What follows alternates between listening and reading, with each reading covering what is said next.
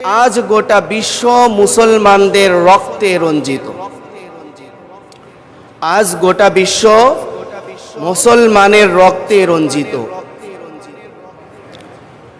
ইহুদি যারা আছে তারা ফিলিস্তিনে আমাদের ভাইদেরকে হত্যা করে। হিন্দু যারা আছে ভারত সহ অন্যান্য বিভিন্ন দেশে আমাদের মুসলমান ভাই বোনদের রক্তে তারা তাদের জমিনকে রঙিন করে। বৌদ্ধ যারা আছে মিয়ানমারে আমাদের মুসলমান ভাই বোনদের রক্তে রঞ্জিত করেছে তাদের জমিন। খ্রিস্টান যারা রয়েছে তারা আমাদের ইরাক, আফগানিস্তান, শাম, সিরিয়া বিভিন্ন দেশের মুসলমানদেরকে তারা হত্যা করার মাধ্যমে মুসলমানদের রক্তে গোটা পৃথিবীটা রঙিন হয়ে গিয়েছে, রক্তে রঞ্জিত হয়েছে। আমাদের মুসলমানদের রক্তে আজ গোটা পৃথিবী। আমাদের এই অবস্থা হতো না আমরা সকল মুসলমান যদি এক হতাম আর নেক হতাম। গোটা পৃথিবীর যত মুসলমান আছে সমস্ত মুসলমানেরা যদি এক হয়ে একতাবদ্ধ হয়ে গোটা পৃথিবীতে জীবন যাপন করত, তাহলে কোনো খ্রিস্টান, তাহলে কোনো ইহুদি, তাহলে কোনো নাসারা, তাহলে কোনো বৌদ্ধ, তাহলে কোনো হিন্দু অথবা অন্য কোনো উপজাতি মুসলমানদের দিকে চোখ রাঙিয়ে কথা বলার সাহস পাত না। কথা বলেন ঠিক কিনা? মুহতারাম হাজিরিন, আমাদেরকে আল্লাহ তাআলা আমাদের পরিচয় দিয়েছেন। আল্লাহ তাআলা সূরাতুল হুজুরাতের মধ্যে বলেন, ইন্নামাল মুমিনুনা ইখওয়া। গোটা পৃথিবীর ভিতরে যত মুমিন আছে, এক আল্লাহকে আল্লাহ বলে স্বীকৃতি দানকারী যত মুসলমান মুমিন আছে, সমস্ত মুমিনরা হলো ভাই ভাই। আর একজন ভাই যখন বিপদে পড়বে, একটা ভাই যখন আঘাতপ্রাপ্ত হবে, তার অপর ভাই যেই প্রান্তেই থাকুক না কেন সেখান থেকে তার ভাইয়ের এই ব্যথায় ব্যথিত হবে, সেই আঘাতে, ভাইয়ের আঘাতে সে আঘাতপ্রাপ্ত হবে। কিচ্ছুই না হোক, সে তার দিলে দিলে কষ্ট অনুভব করবে। আমাদের নবীজি সাল্লাল্লাহু আলাইহি ওয়াসাল্লাম আমাদেরকে যেই ঐতিহাসিক একটি হাদিস শুনিয়ে গিয়েছেন, সেই হাদিসটি আমাদের সামনে আমরা না জানার কারণে আজকে আমরা দলে দলে বিভক্ত হয়ে যাচ্ছি, আমরা দেশে দেশে বিভক্ত হয়ে যাচ্ছি। আমাদের এক ভাইকে মারলে আমরা মনে করতেছি আমাকে তো মারছে না, মারছে অমুককে, ও মার খেলে আমার কি হবে, এই চিন্তা চেতনা আমাদের মধ্যে আসতেছে। আপনাদের জানার জন্য, আপনাদের বুঝার জন্য আজকে আমি সেই হাদিসটি আপনাদের সামনে আজকে তেলাওয়াত করব। হাদিসটি নবীজি সাল্লাল্লাহু আলাইহি ওয়াসাল্লাম বলেছেন, আল মুমিনুনা কারাজুলিন ওয়াহিদিন। দুনিয়ার মধ্যে যত মুসলমান আছে, যত মুমিন আছে, সমস্ত মুমিন হলো এক ব্যক্তির ন্যায়। আরেকটি হাদিসের মধ্যে আল্লাহ রাসূল সাল্লাল্লাহু আলাইহি ওয়াসাল্লাম বলেছেন, আল মুমিনুনা কাজাসাদিন ওয়াহিদিন। গোটা পৃথিবীর ভিতরে যত মুসলমান আছে, যত মুমিন আছে, যত নবীর উম্মত আছে, সমস্ত লোকেরা, সমস্ত ইমানদারেরা, সমস্ত মুসলমানেরা হলো একটা দেহের মতো, একটা দেহের ন্যায়। আল্লাহর রাসূল পরবর্তী অংশে বলেন, ইনিস্তাকা রাসুহু, যে তার শরীরের মধ্যে তার যেই মাথাটা আছে, এই মাথায় যদি সে আঘাত অনুভব করে, তাহলে ইস্তাকা কুল্লুহু, তাহলে সে গোটা বডির মধ্যেই সে ব্যথা অনুভব করে, আঘাত অনুভব করে। ওয়া ইনিস্তাকা আইনুহু, যখন সে তার চোখের মধ্যে আঘাত পায়, ইস্তাকা কুল্লুহু, সে তার গোটা বডির মধ্যে সে ব্যথা পায়। এই হাদিসের অর্থ হলো গোটা বিশ্বের মধ্যে মুসলমানেরা, নবীর উম্মতেরা বিভিন্ন দেশের মধ্যে আনাচে কানাচে ইসলাম প্রচার করার জন্য ছড়িয়ে ছিটে থাকবে। কিন্তু পৃথিবীর যেই প্রান্তেই হোক, যদি কোনো মুসলমানের উপরে নির্যাতনের স্টিম রোলার চালানো হয়, যদি কোনো মুসলমানকে অন্যায়ভাবে হত্যা করা হয়, যদি আমার মা বোনদেরকে অন্যায়ভাবে আহত করা হয়, আমাদের ছোট্ট ছোট্ট ফুলের টুকরা শিশুদেরকে যদি বোম মেরে উড়িয়ে দেওয়া হয়, হাসপাতালে চিকিৎসারত অবস্থায় যদি মুসলমানদেরকে বোম মেরে তাদেরকে উড়িয়ে দেওয়া হয়, তাদেরকে হত্যা করা হয়, সেই পৃথিবীর যেই প্রান্তেই থাকুক না কেন, মুসলমান যেখানেই থাকবে, মুসলমান ঈমানের দাবিতে সকলেই প্রতিবাদের জলে আগুন জ্বলিয়ে উঠবে। কথা বলেন ঠিক কিনা? মুহতারাম হাজিরিন, আজকে আমরা এই হাদিস, রাসূলুল্লাহ আমাদেরকে যে হাদিস শিক্ষা দিয়ে গিয়েছেন, এই হাদিস অনুযায়ী যদি আমরা জানতে পারতাম, আমরা যদি বাস্তবে সেটা প্রয়োগ করতে পারতাম, তাহলে আমাদের মধ্যে কোনো কাফের মুশরিক আক্রমণ করার সাহস খুঁজে পেত না। কিন্তু আমরা মনে করছি আজকে অমুক দল মার খায়, তাতে কি হবে, সে তো আমার দলের না। আজকে অমুক দেশ মার খায়, সে তা কি হবে, সেটা তো আমার দেশের ব্যাপার না, সেটা রাষ্ট্রীয় কোনো ব্যাপার না, এটা হলো বাইরের একটা জিনিস। মুহতারাম হাজিরিন, রাসূলের হাদিস আমাদেরকে আগে থেকেই যেহেতু আমাদেরকে সতর্ক করেছে, সেখান থেকে আমাদেরকে সতর্ক হতে হবে। না হয় ফিলিস্তিনের মতো, ইরাকের মতো, আফগানিস্তানের মতো আমাদেরও এরকম দশা হতে পারে, এরকম পরিণতি হতে পারে। আমরা যদি ভেদাভেদকে সব কিছুকে পিছে ফেলে আবার যদি এক হয়ে নেক হয়ে ইসলামের পক্ষে স্লোগান দিয়ে আমরা যদি ময়দানে থাকতে পারি, আল্লাহ তাআলা আমাদেরকে অন্ততপক্ষে জিল্লতির জীবনী, অপমানের জীবনী দান করবে না। কথা বলেন ঠিক কিনা?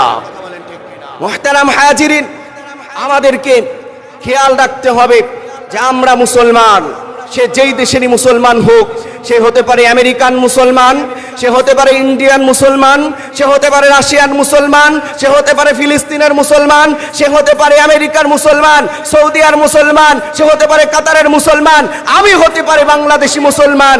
কিন্তু ঈমানের দাবিতে, ইসলামের দাবিতে আমাদের গোটা পৃথিবী এক, যেখানেই মুসলমান নির্যাতিত হবে আমরা সেখানে প্রতিবাদ করব। মুহতারাম হাজিরিন, আল্লাহর রাসূল সাল্লাল্লাহু আলাইহি ওয়াসাল্লাম আমাদেরকে আরেকটি হাদিস জানিয়ে দিয়ে গিয়েছেন, সেটা হলো কিয়ামতের আগে আমার উম্মতদের সংখ্যা কম হবে না, সংখ্যা আধিক্য হবে, কিন্তু আমার উম্মতদেরকে সমস্ত কাফের মুশরিকরা যে যেখানে পাবে সেখানেই তাদেরকে মারবে, তাদেরকে হত্যা করবে। সেদিন আল্লাহর রাসূল বলেছিলেন, আল কুফরু মিল্লাতুন ওয়াহিদাতুন, গোটা পৃথিবীর ভিতরে যত কাফের আছে, যত মুশরিক আছে, যত মূর্তি পূজা আছে, সমস্ত মূর্তি পূজারা, সমস্ত কাফেরেরা, সমস্ত ইহুদিরা, সমস্ত নাসারারা, সমস্ত খ্রিস্টানেরা সবাই এক, সবাইর একটাই টার্গেট, সেটা হলো মুসলমানদেরকে নিধন করতে হবে, মুসলমানদেরকে দুনিয়া থেকে নিশ্চিহ্ন করে দিতে হবে। তার জ্বলন্ত প্রমাণ আপনি যদি একটু খেয়াল করেন, কয়েক বছর আগেই মুসলমানদেরকে মিয়ানমারে মেরেছে বৌদ্ধরা। এরপরে আপনি একটু যদি খেয়াল করেন, আমাদের কাশ্মীরে হিন্দুরা তারা আমাদের মুসলমান ভাই বোনদেরকে হত্যা করেন। এরপরে ইহুদিরা হত্যা করতেছে গাজা এবং ফিলিস্তিনে। আমেরিকার ওই বাহিনী আমাদেরকে ফিলিস্তিন, আমাদের যে সমস্ত আফগানিস্তান, ইরাক, শাম, সিরিয়া, এই সব কিছুতেই আমাদের মুসলমানদেরকে কিন্তু তারা সব পাশ দিয়ে হত্যা করতেছে। কথা বলেন ঠিক কিনা? সব পাশ দিয়ে হিন্দু মুসলমান, মানে হিন্দুরা, খ্রিস্টানেরা, বৌদ্ধরা, খ্রিস্টান, নাসারা, ইহুদি সবাই আমাদেরকে গিলে খাওয়ার জন্য তারা বড় বড় চোখ করে তাকায় আমাদের দিকে। এটা আমাদেরকে ভয় পেলে চলবে না।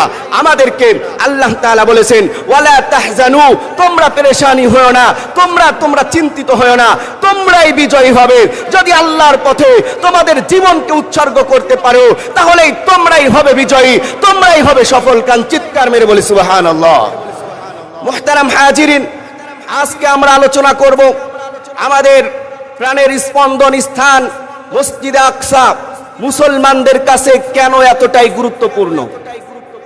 মুসলমানরা কেন ফিলিস্তিনে হত্যা হলে, মুসলমানরা মসজিদে আকসার উপরে হত্যা হলে, যখন বোম মারা হয় অথবা মুসলমানদেরকে ঢুকতে দেওয়া না হয়, তখন কেন গোটা পৃথিবীর মুসলমানরা এক হয়ে সারা পৃথিবীর যার যার অবস্থান থেকে প্রতিবাদ কেন, এই বিষয়টা আমাদেরকে জানতে হবে। ফিলিস্তিনের বাইতুল আকসা এটা কি একটা জিনিস, আমি এ ব্যাপারে আপনাদের সামনে 12টি পয়েন্ট বলবো ইনশাআল্লাহ।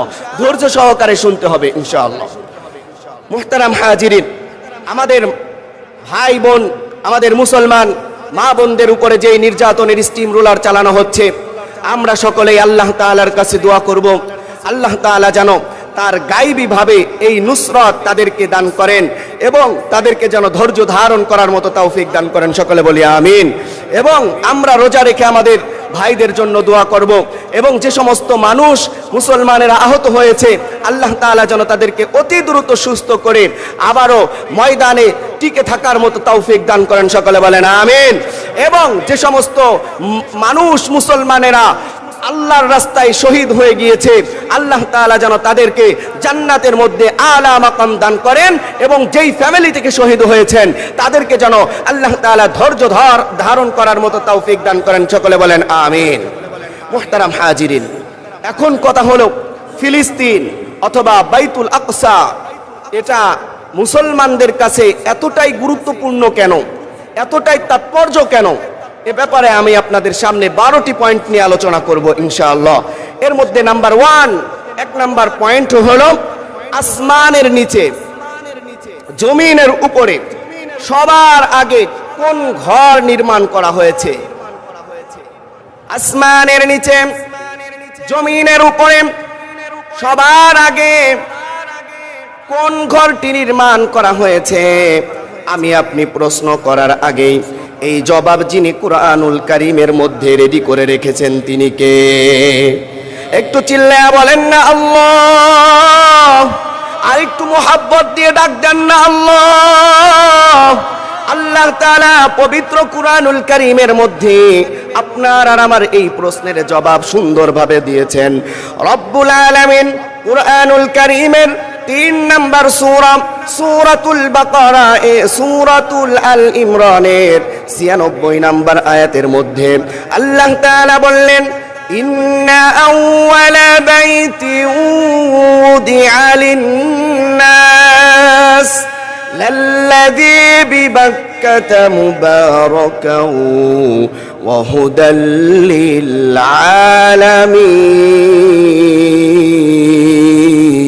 আলামিন। আল্লাহু আকবার। আল্লাহ তাআলা আয়াতের মধ্যে জানিয়ে দেন, ইন্না আউওয়ালা বাইতিন উদিআ লিন-নাস,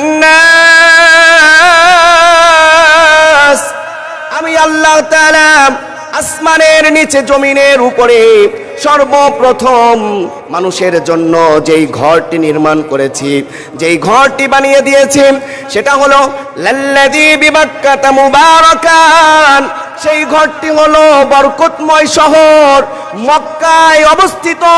সেই ঘরটি অন্য কোনো ঘর নয়, ওই ঘরটি হলো বাইতুল্লাহ। চিৎকার মেরে বলি সুবহানাল্লাহ। মক্কার আরেকটির নাম হলো বাক্কা। এজন্য যারা হজে গিয়েছেন তারা বিভিন্ন সময় দেখবেন আল্লাহর ঘরের পাশে ফুন্দুল বাক্কা মাতআব বাক্কা লেখা আছে না নাই?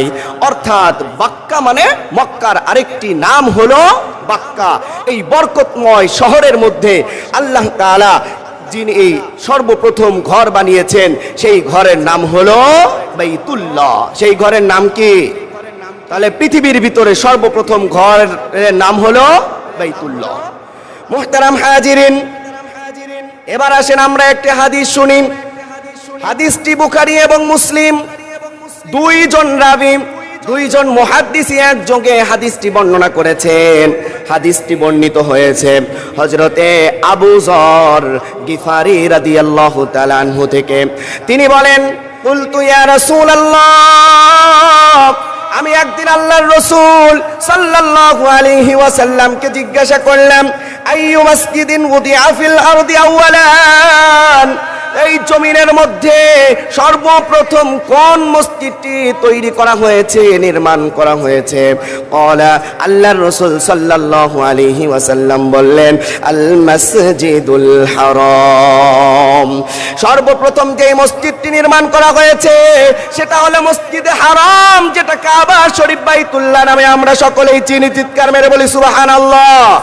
এই কথা শোনার পরে হাদিসের রাবি আবু যর গিফারি রাদিয়াল্লাহু তাআলা আনহু বলেন, কুলতু সুম্মা আইয়ুন, এরপরে আমি আবার নবীকে জিজ্ঞাসা করলাম, ইয়া রাসূলুল্লাহ, ইয়া হাবিবাল্লাহ, প্রথমটা তো বাইতুল হারাম অর্থাৎ মসজিদে হারাম, তাহলে এরপরে কোন মসজিদটা তৈরি করা হয়েছে? ক্বালা, রাসূলুল্লাহ বললেন, আল মসজিদুল আকসা। আল্লাহ তাআলা মসজিদে হারামের পরে যেই মসজিদটা তৈরি করেছেন সেই মসজিদের নাম হলো মসজিদে আকসা। সুবহানাল্লাহ। আল্লাহর রাসূল সাল্লাল্লাহু আলাইহি ওয়াসাল্লাম এই কথা বলার পরে সাহাবী আবারও জিজ্ঞাসা করলেন, কাম কানা বাইনাহুমা, ওগো নবী, এই যে মসজিদে হারাম এবং মসজিদে আকসা, এই মসজিদে হারামের কত বছর পরে মসজিদে আকসা নির্মাণ করা হয়? আল্লাহর রাসূল বললেন, ক্বালা আরবাউনা সানা। আল্লাহর রাসূল বলেন, মসজিদে হারামের 40 বছর পরে মসজিদে আকসা তৈরি করা হয়। চিৎকার মেরে বলি সুবহানাল্লাহ। অর্থাৎ মসজিদে হারামের 40 বছর পর যেই মসজিদ নির্মাণ করা হয়েছে, নির্মিত হয়েছে, সেটা হলো মসজিদে আকসা। তাহলে আমরা জানলাম সর্বপ্রথম পৃথিবীর ভিতরে যেই মসজিদটি নির্মাণ করা হয়েছে সেই মসজিদটির নাম কি? সর্বপ্রথম যেই মসজিদটি নির্মাণ করা হয়েছে সেই মসজিদের নাম মসজিদে হারাম। মসজিদে হারাম, কাবা শরীফ যেটা আমরা বাইতুল্লাহ। এরপরে বলেন তো মসজিদে হারামটা কোন নগরীতে অবস্থিত? মক্কা নগরীতে অবস্থিত। 2 নম্বরে আমরা যেটা জানলাম, মসজিদে হারামের পরে যেই মসজিদটি 40 বছর পরে নির্মাণ করা হলো, বলেন তো ওই মসজিদের নাম কি? মসজিদে আল আকসা। মসজিদে আল আকসা, এই মসজিদ বলেন তো কোথায় অবস্থিত? ফিলিস্তিনে। কোথায়? ফিলিস্তিনে। অনেকেই এখানে বলে জেরুজালেমে। কোথায়? অনেকেই বলে জেরুজালিমে। না, এটা জেরুজালেম না, ফিলিস্তিন আমাদেরকে বলতে হবে। তার কারণ ফিলিস্তিন মুসলমানদের রাজধানী, এটা জেরুজালেম এটা ইহুদিদের রাজধানী। ইহুদিদের রাজধানী কোন মুসলমান বলতে পারে না। এজন্য আমাদেরকে খেয়াল করতে হবে, যদি কেউ জিজ্ঞাসা করেন মসজিদে আকসা কোথায় অবস্থিত, আমরা সকলেই এক বাক্যে বলবো কোথায়? ফিলিস্তিনে, জেরুজালেম বলবো না, বলবো না। মুহতারাম হাজিরিন, এই হলো 1 নাম্বার কথা। তাহলে অনেকেই আমাদেরকে বলতে পারে ফিলিস্তিনের প্রতি আমাদের এত দরদ কেন? বলতে পারে কি পারে না? কোথায় ফিলিস্তিন আর কোথায় বাংলাদেশ? এরপরে বাংলাদেশের ইটাহাটা মুন্সিপাড়া কেন্দ্রীয় জামে মসজিদের মেম্বারে বসে এত বড় বড় কথা বলার কি আছে? অনেকে এমন প্রশ্ন করতে পারে। এই প্রশ্নের উত্তর হলো, কারণ এই মসজিদে আকসা ফিলিস্তিন নিয়ে আমরা এজন্য কথা বলি, তার কারণ এই মসজিদে আকসা আমাদের হলো হৃদয়ের স্পন্দন। চিৎকার মেরে বলেন ঠিক কিনা? এজন্য আমরা যেখানেই থাকি, মুসলমান হই, আমরা ইটাহাটা থাকি আর সৌদি আরব থাকি, কাতার থাকি, লেবানন থাকি, আমরা যেখানেই থাকি না কেন আমরা ফিলিস্তিনের পক্ষেই কথা বলবো। কথা বলেন ঠিক কিনা? নাম্বার 2 নাম্বার পয়েন্ট, বাইতুল আকসা আমাদের কাছে এতটাই গুরুত্বপূর্ণ কেন? 1 নাম্বার বলছি, বাইতুল আকসাটা হলো বাইতুল মসজিদে হারামের পরবর্তী স্থান। অর্থাৎ পৃথিবীর মধ্যে যে 2টা মসজিদ সর্বপ্রথম হয়েছে, 1 নাম্বার মসজিদে হারাম, এর 40 বছর পরে যেটা হয়েছে সেটা হলো বাইতুল আকসা। এই মসজিদ আমাদের জন্য এতটাই গুরুত্বপূর্ণ। নাম্বার 2 নাম্বার পয়েন্ট হলো, কুরআনুল কারীমের মধ্যে 2টি মসজিদের কথা উল্লেখ করা হয়েছে। কয়টি মসজিদের কথা? একটু কথা বলতে হবে। কয়টি? ক্লাস হবে আজকে ইনশাআল্লাহ। আমাদের জানতে হবে, ফিলিস্তিন সম্পর্কে জানি না বলে আমাদের অনেকেই অনেক রকম প্রশ্ন করে উত্তরও দিতে পারি না। বুঝে আসছে? আমাদের জানতে হবে। মুহতারাম হাজিরিন, এখন কথা হলো যে কুরআনুল কারীমে 2টি মসজিদের ব্যাপারে নাম উল্লেখ হয়েছে। 2টা মসজিদের মধ্যে একটা হলো মসজিদে হারাম, আরেকটা হলো মসজিদে আকসা। আরেকটা কি? কুরআনুল কারীমের 17 নম্বর সূরা, সূরাতুল বানি ইসরাঈলের প্রথম আয়াতের মধ্যে আল্লাহ তাআলা এই দুইটি মসজিদের নাম উল্লেখ করেছেন। আল্লাহ তাআলা বলেন সুবহানাল্লাযী আসরা বিআবদিহি লাইলাম মিনাল মাসজিদিল হারামি ইলাল মাসজিদিল আকসা। আল্লাহু আকবার। আল্লাহ রাব্বুল আলামিন এই আয়াতের মধ্যে বলেন বরকতময় ওই আল্লাহ তাআলা যিনি তার বান্দা মুহাম্মদ সাল্লাল্লাহু আলাইহি ওয়াসাল্লামকে মসজিদে হারাম থেকে মসজিদে আকসা পর্যন্ত রাত্রিকালীন সফর করিয়েছেন। চিৎকার মেরে বলেন সুবহানাল্লাহ। তাহলে যেই মসজিদের নাম কুরআনুল কারীমের মধ্যে এসেছে ওই মসজিদের নাম আমাদের কাছে এত গুরুত্বপূর্ণ হবে না? কোন মসজিদের নাম এত গুরুত্বপূর্ণ হবে? কথা বলেন ঠিক কিনা? 2 নাম্বার পয়েন্ট। 3 নাম্বার পয়েন্ট, বাইতুল মাকদিস ছিল মুসলমানদের আগের কেবলা। কোন কেবলা? আমাদের প্রথম কেবলা ছিল বাইতুল মাকদিস। এরপরে আমাদের মসজিদে আল হারাম শরীফ যখন হয়ে গেল বাইতুল্লাহ আল্লাহ তাআলার ঘর, এই ঘরটা পরবর্তীতে আমাদের জন্য কেবলা নির্ধারণ করে দিয়েছেন তিনি কে? মুহতারাম হাজিরিন, আমাদের নবী সহ সবাই ওই বাইতুল আকসা অর্থাৎ ফিলিস্তিনের মধ্যে অবস্থিত মসজিদে আকসার দিকেই প্রথমে সবাই নামাজ আদায় করতেন। আল্লাহর রাসূল সাল্লাল্লাহু আলাইহি ওয়াসাল্লাম নামাজ ওই কিবলা বাইতুল আকসার দিকে প্রথমত নামাজ আদায় করতেন। সবাই পড়তেন বাইতুল আকসার দিকে, আমাদের নবীও পড়তেন বাইতুল আকসার দিকে। আমরা পড়ি কোন দিকে? বাইতুল্লাহর দিকে। আমরা পড়ি কোন দিকে? বাইতুল্লাহর দিকে। তাহলে নবীজি পড়লেন বাইতুল আকসার দিকে, আমরা পড়ি বাইতুল্লাহর দিকে। এই যে কিবলাটা পরিবর্তন হলো, এই কিবলা পরিবর্তন হওয়ার ঘটনা আমরা অনেকেই জানি না। আজকে আমরা সেই ঘটনাটি জানবো ইনশাআল্লাহ। চিৎকার মেরে বলেন ইনশাআল্লাহ। কিবলা কিভাবে পরিবর্তন হলো এবার শুনুন। আল্লাহর নবী, বিশ্ব নবী জনাবে মুহাম্মদুর রাসূলুল্লাহ, চিৎকার মেরে বলি সাল্লাল্লাহু আলাইহি ওয়াসাল্লাম, যখন আল্লাহর আদেশে মক্কাতুল মুকাররমা ছেড়ে মদিনার দিকে হিজরত করে চলে গেলেন। মদিনাতে হিজরত করে যাওয়ার পরে নবীজি সাল্লাল্লাহু আলাইহি ওয়াসাল্লাম ফিলিস্তিনের মধ্যে অবস্থিত ওই বাইতুল আকসার দিকেই নামাজ আদায় করতেছিলেন। সেদিকেই ফিরে তিনি নামাজ আদায় করতেছিলেন।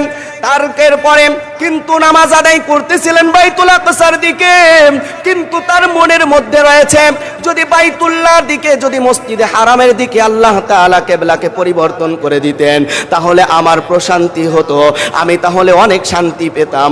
আল্লাহর নবী বলেন তো আপনি আমার মনের খবর কি জানেন? আমার মনের খবর কি আপনি জানেন? আমি কি আপনার মনের খবর জানি?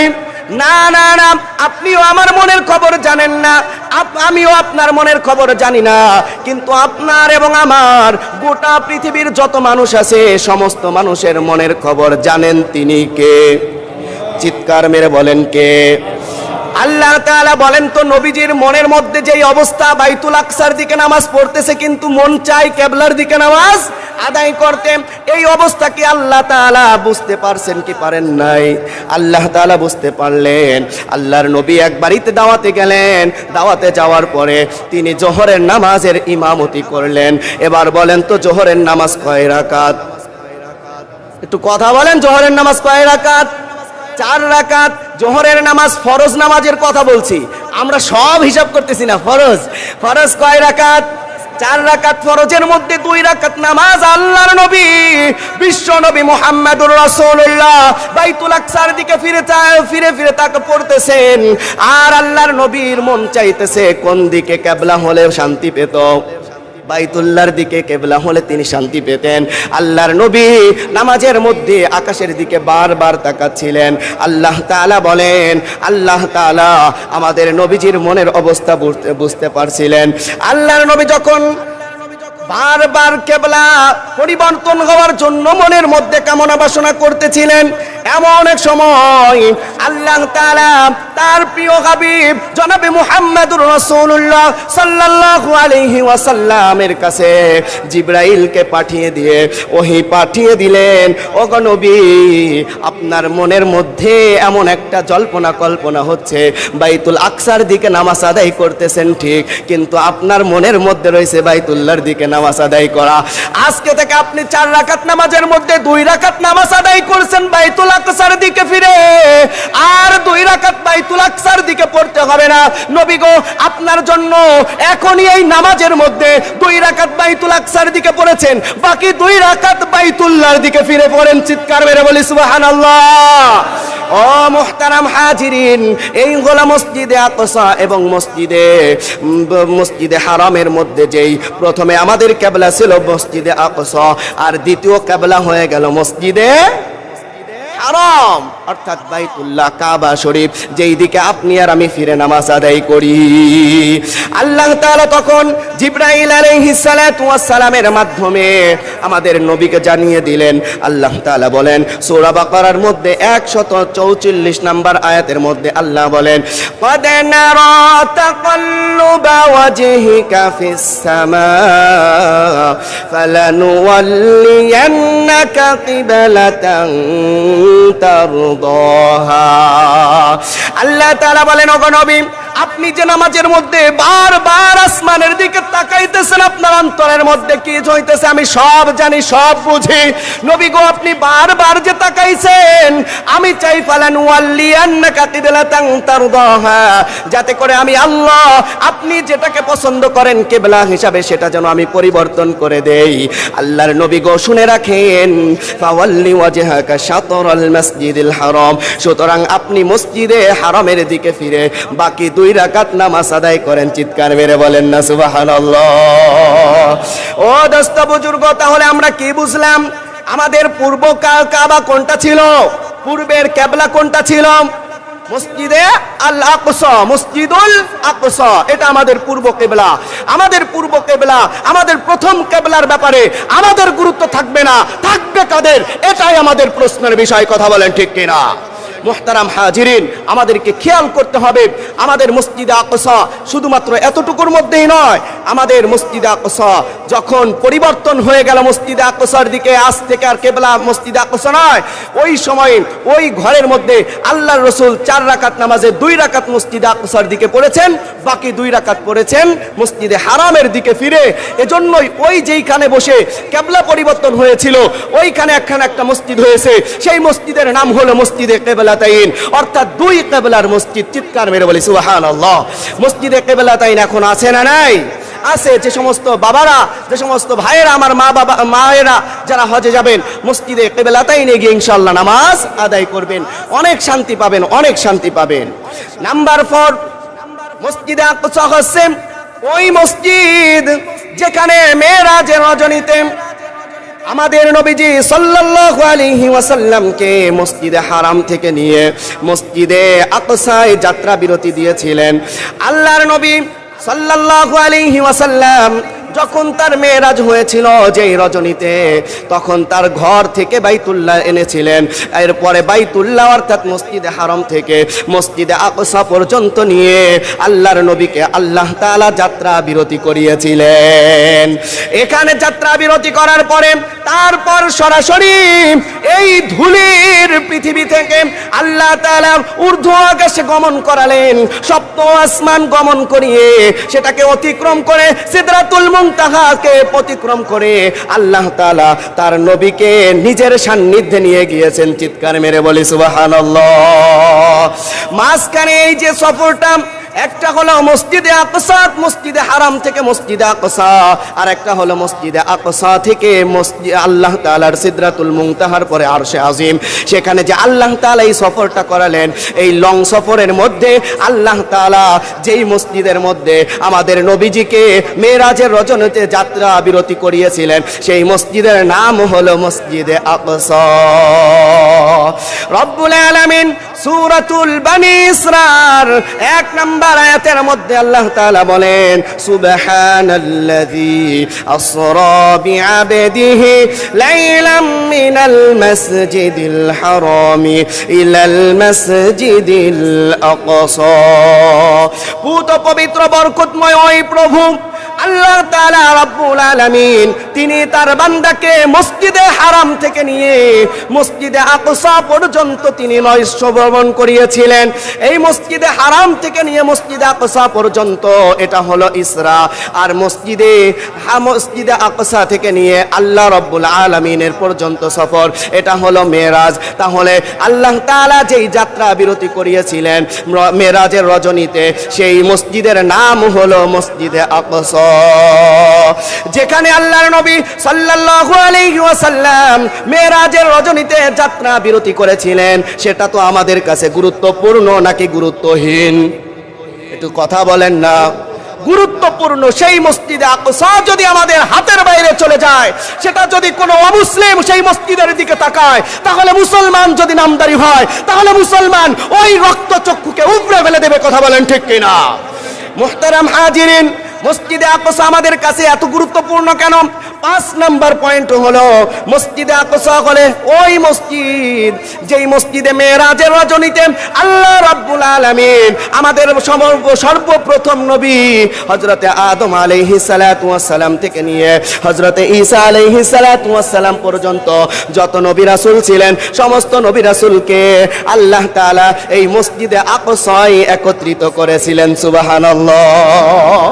আর একটু জোরে বলা যাবে সুবহানাল্লাহ। আল্লাহ তাআলা আদম আলাইহিস সালাতু ওয়াস সালাম থেকে নিয়ে হযরতে ঈসা আলাইহিস সালাতু ওয়াস সালাম পর্যন্ত সমস্ত নবীকে এই মসজিদে আকসার মধ্যে একত্রিত করেন। একত্রিত করার পরে 2 রাকাত নামাজ আদায় করালেন। ওই 2 রাকাত নামাজ আদায় করেছিলেন যার ইমামতিতে, তিনি অন্য কেউ নয়, তিনি হলেন আপনার আমার নবী বিশ্ব নবী মুহাম্মদুর রাসূলুল্লাহ সাল্লাল্লাহু আলাইহি ওয়াসাল্লাম। সুবহানাল্লাহ। এই জামাতের ইমামতি করিয়ে আল্লাহ রাব্বুল আলামিন আপনার আমার নবীকে ইমামুল মুরসালিন বানিয়ে দিয়েছেন। চিৎকার মেরে বলি সুবহানাল্লাহ। সুতরাং মসজিদে আকসাকে দখল করে দখলদার যে সমস্ত ইহুদিরা রয়েছে, এই ইহুদিরা যতই ষড়যন্ত্র করবে, মুসলমান শুধুমাত্র ফিলিস্তিনে নয়, মুসলমান নবীর উম্মত যে সমস্ত মানুষ 200 কোটি মুসলমান পৃথিবীর যেই প্রান্তেই থাকবে, সমস্ত 200 কোটি মুসলমান মসজিদে আকসার জন্য তারা প্রতিবাদে আগুনে জ্বলে উঠবে, জ্বলে উঠবে, জ্বলে উঠবে। কথা বলেন ঠিক কিনা? মুহতারাম হাজিরিন, ফিলিস্তিন নিয়ে মুসলমানদেরকে এত আগ্রহ কেন? আমাদেরকে কি খেয়াল আসতেছে? কেন এত আগ্রহ? কেন মসজিদে আকসাটা এত গুরুত্বপূর্ণ? যুবক ভাইরা শুনে রাখো, যে এই মসজিদের মধ্যে ইমামতি করে আমাদের নবী সমস্ত নবীদের ইমাম হয়ে গেলেন, যিনি ইমামুল মুরসালিন হয়ে গেলেন, সেই মসজিদের জন্য আমাদের যদি বাংলাদেশের পক্ষ থেকে ফিলিস্তিনের ওই বাইতুল আকসাকে রক্ষা করার জন্য যদি কাউকে বর্ডার খুলে দেওয়া হয়, আর যদি মুসলমানদের ভূমি যদি রক্ষা করার জন্য বাংলাদেশ থেকে যাওয়ার যদি সুযোগ এসে যায়, তাহলে কারা কারা ওই মসজিদে আকসা হেফাজত করার জন্য যেতে রাজি আছেন? আল্লাহকে 2টি হাত খুলে দেখে দেন। আয় আল্লাহ, বলেন আয় আল্লাহ। আল্লাহ, তোমার বান্দারা তোমার ঘর মসজিদুল আকসাকে হেফাজত করার জন্য তারা ওয়াদাবদ্ধ হয়েছে। আল্লাহ সকলের ওয়াদাকে কবুল করে নাও। সকলে বলেন আমিন। আমাদের মুসলমান ভাই বোনদের সবাইকে আল্লাহ তুমি ইহুদিদের এই বর্বর দখলদার ইহুদিদের দখল থেকে হেফাজত করো। সকলে বলেন আমিন। নাম্বার 6, এই মসজিদে আকসা, এই মসজিদে আকসা হলো এমন একটি মসজিদ, পৃথিবীর মধ্যে যত মসজিদ আছে 3 মসজিদ বাদে ইবাদতের নিয়তে সফর করা জায়েজ নাই, জায়েজ নাই, জায়েজ নাই। মাত্র 3টা মসজিদে ইবাদতের নিয়তে সফর করা যাবে। তার মধ্যে 1 নাম্বার আল্লাহর রাসূলকে জিজ্ঞাসা করা হলো, 1 নাম্বার হলো মসজিদে আকসা, 2 নাম্বার হলো মসজিদুর রাসূল অর্থাৎ রাসূলুল্লাহ সাল্লাল্লাহু আলাইহি ওয়াসাল্লামের মসজিদ, যেখানে আমাদের নবীজির পাশেই রওজা শরীফ, সেখানে শুয়ে আছে। 3 নাম্বার হলো মসজিদে আকসা। এই 3 মসজিদ ব্যতীত অন্য কোন মসজিদে ইবাদতের নিয়তে সফর করা জায়েজ হবে না। এখন কথা বলতে পারেন, হুজুর তাহলে কি আমরা নামাজ পড়তে যাব না? হ্যাঁ, নামাজ পড়তে যাবেন, কিন্তু ওই মসজিদে নামাজ পড়লে এত গুণ বেশি সওয়াব হবে এই নিয়তে যাওয়া যাবে না। আপনি 201 গম্বুজে যাবেন, আপনি সেখানে গিয়ে কিভাবে বানিয়েছে এটা দেখতে যাইতে পারবেন, কিন্তু ওইখানে গেলে 1 রাকাতে 10 রাকাত অথবা 20 রাকাতে সওয়াব এরকম নিয়ত করলে হবে না। এটা আল্লাহ রসুলের হাদিস। মুহতারাম হাজিরিন, যেই পর্যন্ত আমরা আজকে কথা বললাম, আল্লাহ তাআলা আমাদেরকে এই পর্যন্ত কথা অনুযায়ী আমাদেরকে সকলকেই আমল করার মতো তৌফিক দান করেন। ওয়া আখির দাওয়ানা আনিল হামদুলিল্লাহি রাব্বিল আলামিন। যাদের